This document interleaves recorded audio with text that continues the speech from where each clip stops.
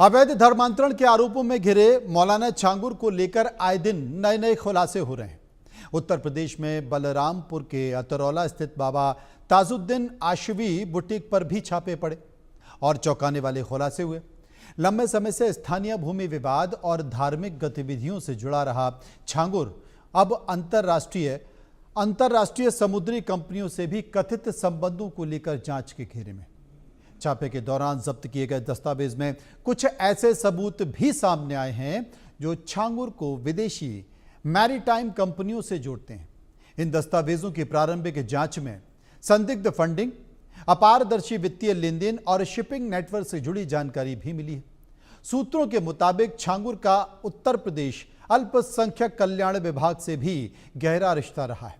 सूत्रों के मुताबिक जांच एजेंसियों को संदेह है कि इन संस्थानों के माध्यम से धन और प्रभाव का संचालन हुआ है। तत्कालीन अल्पसंख्यक विभागीय अधिकारियों की भूमिका भी अब जांच के दायरे में है। इन दस्तावेजों से मिलते ही समुद्री क्षेत्र की राष्ट्रीय एजेंसियों को भी सतर्क किया गया है।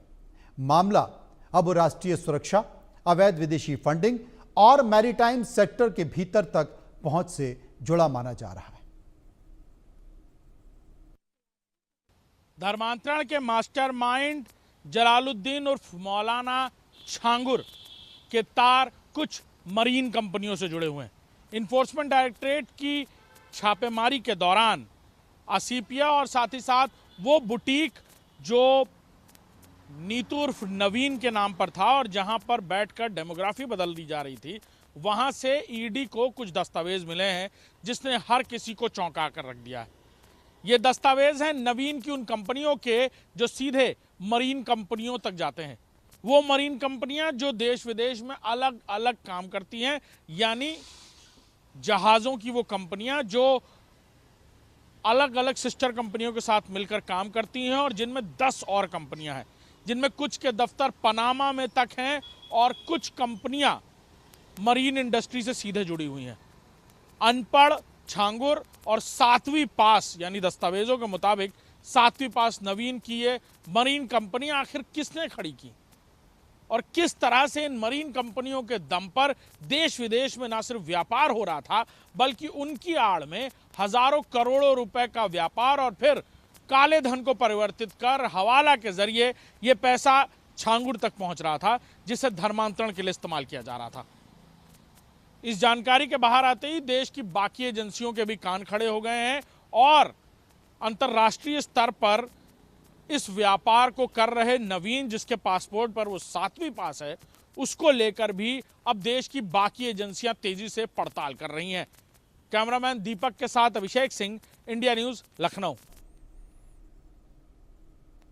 उधर छांगुर के धर्मांतरण से ही लोग नहीं परेशान थे बल्कि भूमाफिया भी परेशान थे।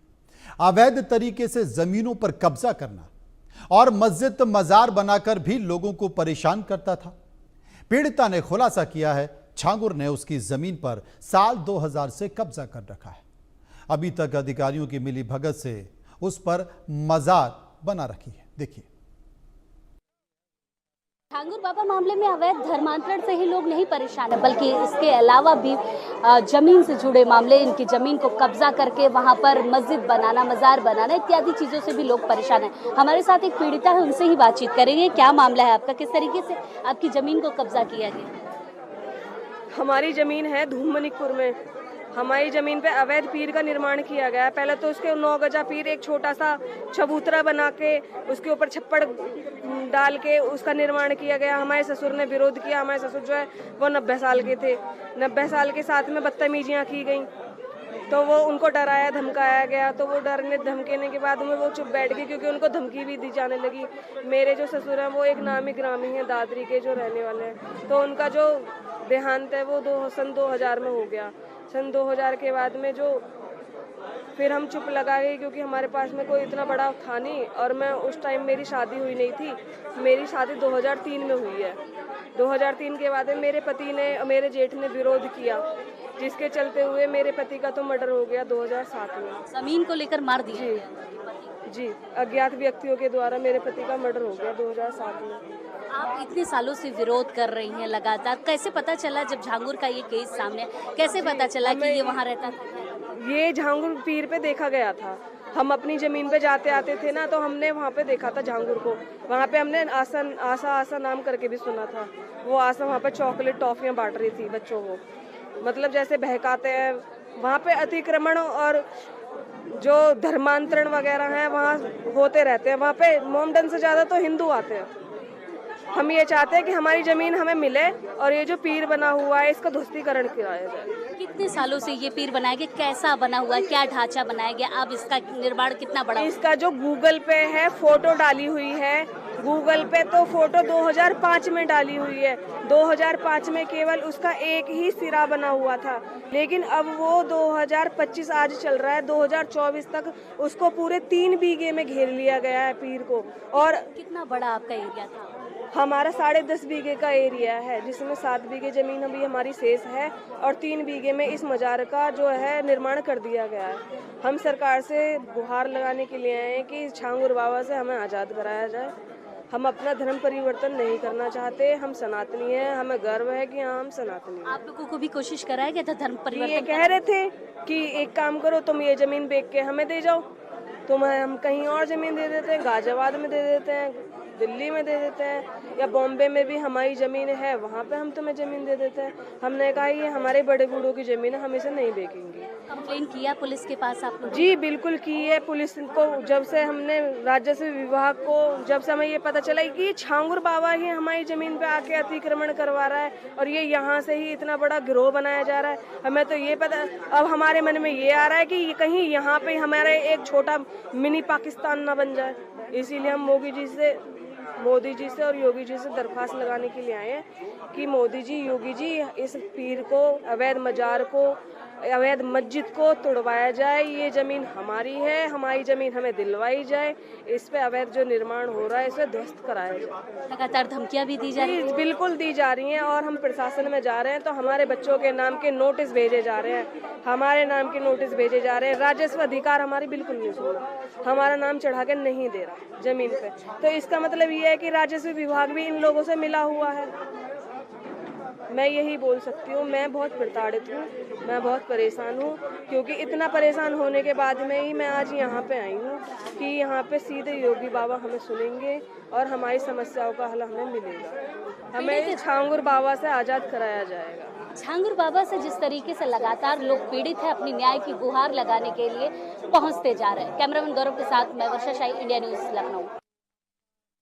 अवैध धर्मांतरण के खिलाफ अब एक मुहिम कह सकते हैं कि शुरू हो चुकी है। जिस तरीके से लोग एक एक करके सामने आ रहे हैं, इतने बड़े बड़े गैंग को पकड़ने के बाद पीड़ित सामने आ रहे हैं। एक परिवार हमारे साथ है जिनकी बेटी कहीं ना कहीं अवैध धर्मांतरण में चली गई। आपका नाम क्या है? रघुनाथ नाम है। क्या हुआ था? हमारे साथ ये हुआ था कि हम बहुत गरीब परिवार से हैं। हम दिन भर दुकान ठेला वाला चलाते हैं इधर उधर, और हमारे बहुत बीमार भी रहते हैं। उसके बाद में लोग बच्चे को हमारे लेकर चले गए थे। ले जाने के कारण यह है कि पहले लेके गए हम लोगों को वहाँ पर झांगुर बाबा के पास, हाँ लेके गए। वहाँ पर कह के तुम्हारा दुख ठीक हो जाए, बाबा का दिया तभी लगेगा और तुम्हारे घर में बरकत भी तभी ठीक होगा। और ये जो और बाबा ने कहा कि जो कहेंगे हम कहेंगे यही करना, यही करना। उसके बाद में तुम्हारा तबियत भी ठीक हो जाएगा, परिवार भी सब सही रहेंगे। होते करते फिर बाद में हमें कहा कि तुम लड़की को हमारे घर कर दो, धर्म परिवर्तन कर दो, तुम्हारा सब कुछ सही रहेगा। इसमें क्या रखा है, हिंदू में परेशान नहीं तो मुसलमान हो जाओ। कितने पैसे का लालच दिया गया? पैसा भी बात हो रही थी, पैसे का लालच नहीं हो रही थी, बाद में होगा। अभी तो बात हो रही थी, फिर हम बात हो रही बात हो रही थी। फिर हम तो माने नहीं, लेकिन हमसे जबरन हमारे चोरी हमारी लड़की को लेकर चले गए। जबरदस्ती बच्ची को लेके गए? वो भगा के ले गए, लड़की को पहला फुसला के लेके गए। कितनी उम्र थी आपकी बेटी? लड़की का 22 साल। पहला फुसला के वो आपके पास से लेके चले गए। अभी कहाँ है आपकी बेटी? अभी हमें नहीं पता है कहाँ है लड़की। जब लेके गए तब से नहीं पता है कहाँ नहीं पता है कि नहीं है, ये नहीं पता हमें। आपकी बेटी को बहला फुसला के कोई लेकर गया, कैसे आपको जब पता चला? उससे पहले क्या बेटी से कई बार बातचीत हुई थी इस मामले को लेकर? कोई झगड़ा, घर में लड़ाई? कोई झगड़ा लड़ाई बच्ची से हुई थी कि मैं जा रही हूँ या कुछ कोई बातचीत? ऐसा कुछ नहीं हुआ, ऐसा चोरी में गई है लड़की, चोरी में ले गई कि लेके उठा ले गई अभी नहीं पता, हम लोग देखे नहीं कि रात में उठा ले गए कि क्या हुआ। हम लोग बाहर लेटे थे, गर्मी का मौसम था, थोड़ा गर्म, बाहर अंदर वो लेटे थे, अंदर से पीछे दरवाजा है तो अंदर से बंद करे, पता नहीं कैसे जब उठे रात को पता चला एक लड़की है ही नहीं वहाँ पर, तो बहुत ढूंढे होंगे कहीं नहीं पता चला। अभी तक पता नहीं चला। पुलिस वालों के पास कंप्लेन किया? कंप्लेन किया था, कंप्लेन में हमारा कोई धर्म परिवर्तन का लिखा है, कोई सुनवाई नहीं है। फिर लड़की उसके पास से चली गई, आज तक नहीं पता है लड़की कहाँ पर है। गुमशुदगी दायर की गई है? गुमशुदगी दायर की गई है? जी हाँ, किया है। पीड़ित परिवार है जिसकी बेटी के धर्मांतरण के लिए पहले इनको बरगलाया गया, पूरी तरीके से पूरे परिवार को धर्मांतरण के लिए कहा गया कि आप धर्मांतरण कर लीजिए, आपको इतने पैसे दिए जाएंगे, हिंदू धर्म में क्या रखा है। उसके बाद जब ये नहीं माने तो उनकी बेटी को टारगेट किया गया, बेटी को बहला फुसला कर ले जाया गया और अभी तक बेटी का कोई पता नहीं। कैमरामैन गौरव के साथ मैं वर्षा शाही, इंडिया न्यूज, लखनऊ। प्रदेश में अवैध धर्मांतरण के लगातार गैंग एक्टिव नजर आ रहा है।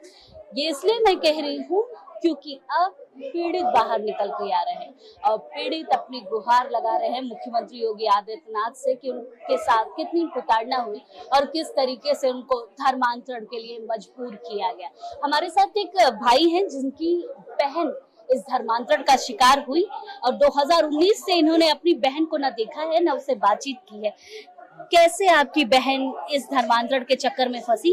बड़ी वेल एजुकेटेड लड़की और इस तरीके से फंस जाना, क्या हुआ था? क्या आपकी बहन से बातचीत हुई? मेरी बहन से लास्ट बातचीत हुई थी वो 2019 में हुई थी और उसने मेरे को बताया था कि मतलब बदर अख्तर सिद्दीकी जो नाम का एक लड़का है, इसने मतलब काफी टाइम से मतलब मेरे को रिलेशनशिप पे रखा है और मेरे को झूठ ब्रेन वॉश किया है और इसने मतलब घर वालों से बाइकआउट करवाया है और अब ये एक लड़की को और मतलब चक्कर में फंस रहा है और इवन उसको मेरे घर पे भी लेकर आ रहा है जिसका नाम प्रिया त्यागी है। और उसके बाद क्या कहते हैं 2019 से मेरी बहन भी गायब है, प्रिया त्यागी भी गायब है और न जाने कौन कौन लोग गायब हैं। ये बातें आपको कब आपकी बहन ने बताई? ये मेरी बहन ने मुझे लास्ट 2019 में बताई थी और मेरे पास मतलब चैट वगैरह के या वॉइस कॉल के भी कुछ एविडेंस हैं जो कि जब वक्त आने पे अगर लगेगा तो मैं शेयर भी करूंगा। तो उसमें मेरी बहन ने साफ मेरे को बोला है कि भाई मैं क्या करूं, इसने मेरे क्रेडिट कार्ड से लोन ले रखे हैं,